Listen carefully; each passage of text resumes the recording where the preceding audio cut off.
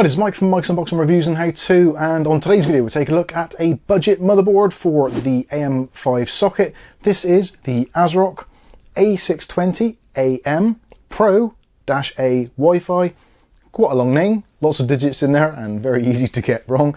So obviously when you're trying to do BIOS updates and things like that, make sure you get the right model name.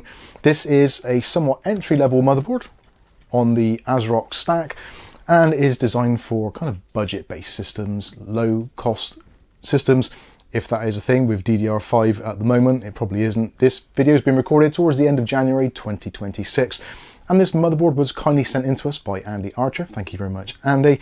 Much appreciated. And actually, this is a pretty decent board. Although it is a limited chipset because it is the A620, it still has actually quite a lot of nice features for a budget-orientated board. We've got integrated Wi-Fi 6E with Bluetooth 5.2. We've also got 4 RAM slots, which will support up to 8,000 mega transfers per second.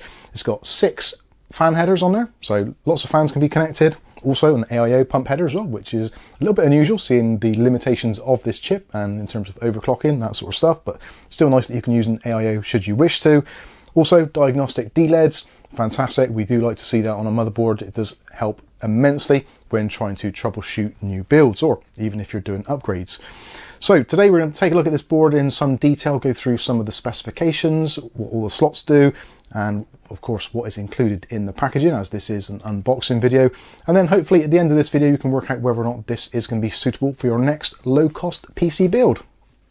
So first of all, we'll start off with the packaging. So yeah, pretty typical from Asrock, and as you can see there, it supports polychrome sync, so ARGB up the wazoo on this thing. It's also got an HDMI output and supports Ryzen 9000 series processors straight out of the box, and is based around the AMD A620A chipset. On the back of the box it goes over some of the key features. So it's got a 6+2+1 power phase design with DRMOS. You've also got the Hyper M.2 slots, so 3 M.2 slots, 2 Gen 4x4 and 1 Gen 3x4.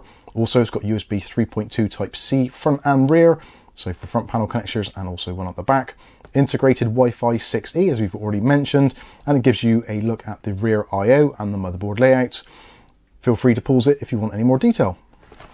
As is very common with these types of boards these days, well actually most motherboards, there's no real user manual included, so there is a QR code on the back if you wish to scan that, or alternatively head over to the link in the video description and you can check out more details on the website. So included in the packaging, obviously you get the motherboard itself.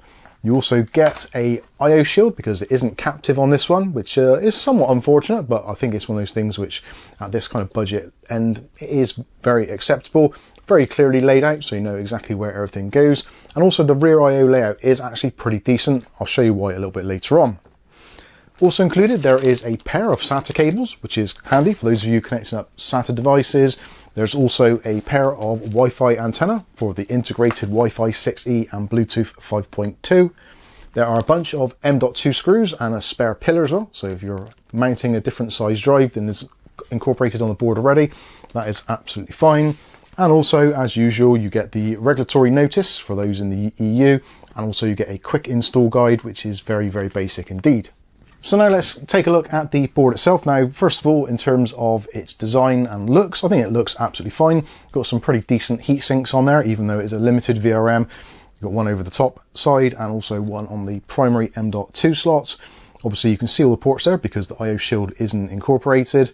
You've also got a 8-pin EPS connector here at the top, which is nice and easy to access because there's nothing really blocking it.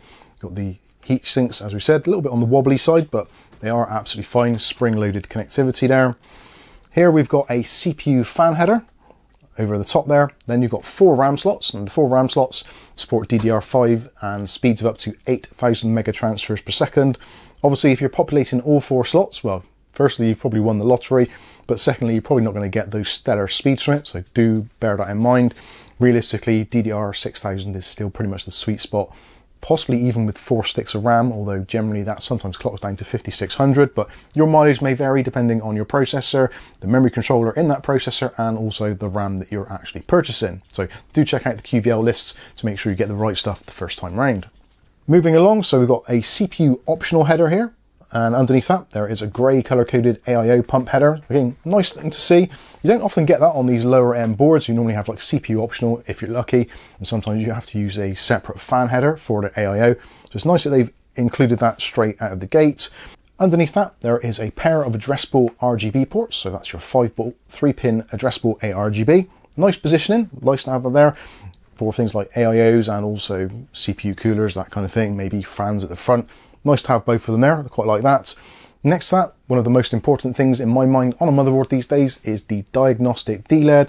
So depending on what the LED is lit up, if you have a problem with your CPU, your RAM, your VGA device or the boot device, then those will light up appropriately, helping you diagnose system issues.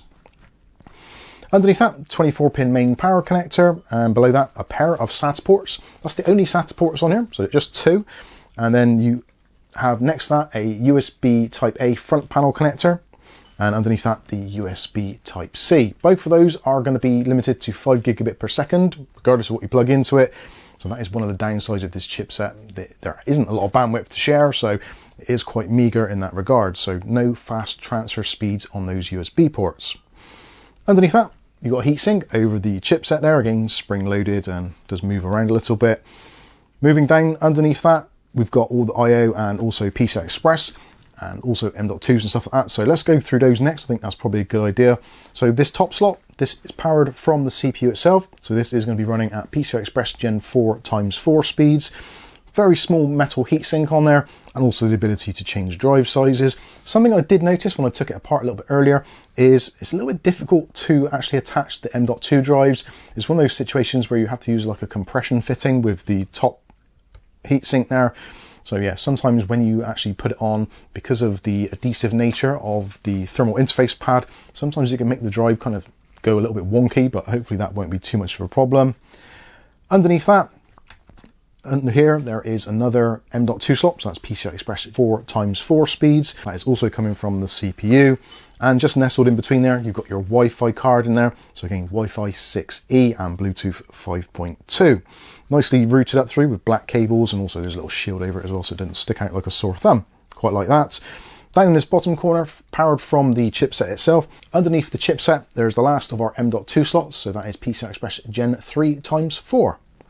Now going back to the PCI Express slots, so this top slot is an armoured slot, and that is PCI Express Gen 4 ×16, and also wired for ×16, and it's got the usual clamp on there to hold your graphics card in place. Would have liked to have seen those larger ones these days, but that should be absolutely fine. At the very bottom there, PCI Express Gen 3 ×4 size slot, which seems to be wired for ×2, which is a little bit unfortunate. Would have liked to have seen it wired for ×3, but still it's going to be fine for things like additional capture cards, that type of stuff. Most people will never use it at all, but it's nice to have something there. At least it's going to be better than PCI Express Gen 3x1. At least you've got a little bit more bandwidth there. So with those out of the way, moving along the bottom for our front panel I/O and connectivity. So we've got a front panel I/O in this section here, reset switches, power switches, all that kind of stuff. Next to that, you've got a clear CMOS, which is actually quite nice to get to because obviously the battery is underneath the GPU. So if you've got your GPU in place and you need to BIOS reset, or you've made some settings which are wrong, then you can reset that quite easily, just tapping it with a screwdriver, a metal one, obviously. Moving along, there's a UART port for, I think that's serial I/O. Don't think anyone's ever going to use that, but it does look very much like a 3-pin 5-volt addressable RGB, but it isn't. Don't plug it in there because bad things could happen. Moving along, USB 2.0, there's 2 headers there. And then you've got another 2 PWM headers there. Next to that, addressable ARGB, 3-pin 5-volt addressable RGB. And finally, for the RGB side of things, we've got a 12-volt RGB as well. So if you're using older 12-volt stuff, you still have a header available to you. It's pretty cool. And finally, along there, you've got the front panel connection for your onboard audio solution, which is an ALC 897, or sometimes it's 893, 895, depending on what is available. Essentially, they're all the same. They will support up to 7.1 surround sound, but you do have to kind of tie together the jacks. It's absolutely fine. Produces sounds, gives you audio, gives you mic access, all that kind of stuff. So yeah, no problems. Not great, but it gets the job done. And finally, along this side, there is another header there for fans, so nice to have one there. So if you've got a fan kind of on the exhaust at the back, you can just plug straight in there, save draping wires across your motherboard, etc. So yeah, overall, I think it's absolutely fine. It's got pretty much everything you'd want. Loads of fan headers, loads of RGB headers, just more than enough M.2s, decent connectivity. I quite like it. So that's going to take us around to the rear I/O. So we'll start at the top. So you've got your Wi-Fi antennas for the Wi-Fi 6E, Bluetooth 5.2. And that is something as well to mention. If you get one of these boards, any Wi-Fi board on the market these days, if you're not using Wi-Fi, but you're still using Bluetooth, you still have to connect the antennas because that is the aerial for the Bluetooth as well. If you don't connect it, you will get Bluetooth connectivity, but you have to be in very close proximity. Whereas obviously with the antennas, it gives you a little bit more distance up to the Bluetooth theoretical limit of what, 10 meters, I think it is. Next up, BIOS flashback button, and also there's a little flashback LED just next to it for doing BIOS flashbacks. Don't worry, there will be a full video on how to do that coming up shortly. Next up, we've got the HDMI onboard connector. So if you're using an APU or some of the newer Ryzen processors with integrated graphics, you can use that as a display output. Depending on what your needs are, obviously, if you're putting a graphics card in, you can pretty much ignore that, or you could possibly use it as a hybrid setup. So you can maybe run a display monitor, a secondary monitor off of the HDMI if your CPU supports it. Moving across, so we've got a USB Type-C and a Type-A. That is color-coded in light blue, which would give you the impression that it's actually a faster port, but it's not. It is actually just USB 3.2 Gen 1, so that's 5 gigabits per second for both of those ports. Then you've got 4 USB 2.0, so those are going to be great for things like keyboard, mouse, microphone, I don't know, maybe some other device which doesn't need a lot of bandwidth. That's absolutely fine. And then you've got 2 USB 3.2 Gen 1 ports, 5 gigabit per second. So 8 USB ports in total. I think that's pretty cool for a micro ATX board of a limited cost. That's absolutely fine in my opinion. When it comes to the actual LAN, you've got the Realtek RTL 8125G, I believe it is. So 2.5 gigabit and backwards compatible to gigabit, 10100, etc. And then you've got your 3 audio jacks. So red for microphone, green for headphones, and blue is line level. So yeah, absolutely fine. I quite like this board. It looks quite nice. I think this is going to go into pretty much most systems. Realistically, do you need to overclock your processor these days? With the processors the way they are, they generally tend to try and turbo or boost to their best abilities anyway, straight out of the box. One thing is a bit of a shame, because this is a A620 chipset, in theory, you shouldn't have any access to PBO or curve optimization.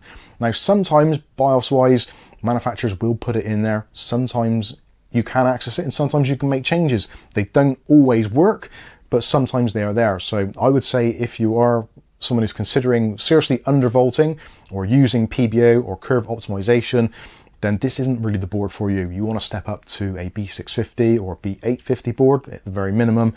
But for most people, I think this is going to be absolutely fine. You're going to see these in a ton of cheaper gaming PCs, especially from manufacturers like CyberPower, etc., etc., because it's got everything you need. It doesn't really want to be overclocked, and it's got a modest VRM, so obviously you're not going to get the latest and greatest processors on here. Technically, they are compatible with it, but I wouldn't suggest using them. But this is going to be great with things like APUs. Something like a 9700X will be absolutely fine. Ideally non-X processors, because obviously you're not going to get really any advantage of the X nature for those higher frequencies, and also it's going to be a little bit more of a drain, or at least a little bit more punishing on those VRMs.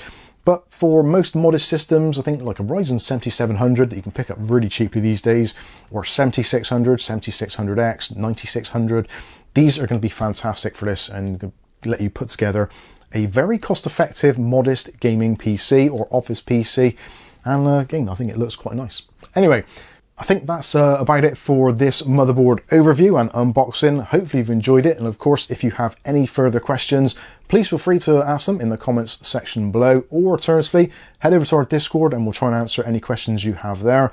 I'm trying to look for a micro ATX actual case to do a build with this. If you've got any suggestions of a cost-effective micro ATX case which you think would be suitable for this, then please let us know in that comment section, as I've said already.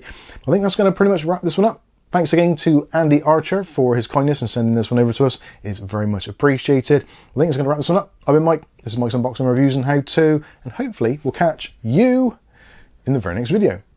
Thanks for watching.